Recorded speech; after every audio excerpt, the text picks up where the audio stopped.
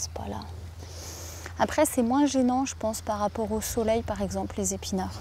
BTS horticole en main, Caroline a laissé derrière elle son métier de professeur de musique pour se lancer dans le maraîchage bio et la production fruitière. Bientôt, ses semis fourniront ses premiers légumes. 5000 m² de jardin, un verger de 300 arbres fruitiers. L'exploitation est à taille humaine.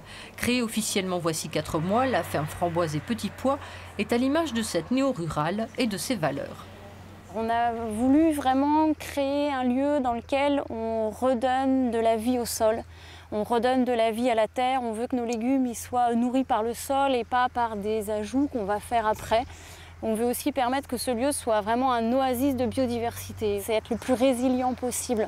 On sait qu'il y a eu des pratiques qui ont beaucoup détruit, on veut nous, par nos pratiques, reconstruire un petit peu. Pas gourmande en surface foncière, Caroline a pu trouver un terrain, bénéficier aussi des aides aux jeunes pour l'installation. Une reconversion professionnelle soutenue par son compagnon Vincent, professeur, qui partage ses convictions.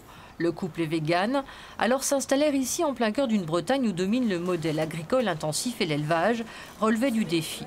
Pourtant, la jeune femme se sent à sa manière de la famille des agriculteurs. Je me sens quand même dans une branche qui évidemment n'est pas la même que celle de quelqu'un qui travaille avec un tracteur par exemple, sur des grandes surfaces ou sur de la monoculture. Parce que notre projet c'est vraiment complètement l'inverse. C'est de diversifier au maximum, c'est d'être sur un travail manuel.